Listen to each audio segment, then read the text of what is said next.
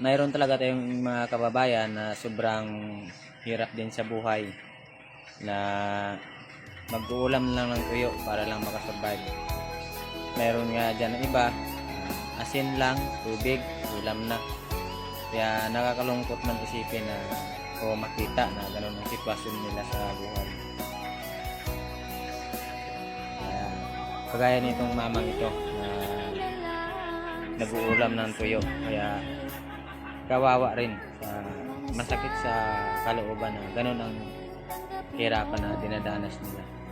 Naranasan ko nga noon nung maliit pa ako, asin at tubig, sabaw na. Minsan kung wala talaga, asin at mantika lang, ulam na rin. Nag-aagawan pa kaming magkakapatid.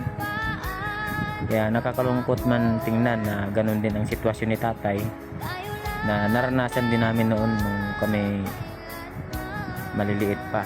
Kaya nakakalungkot.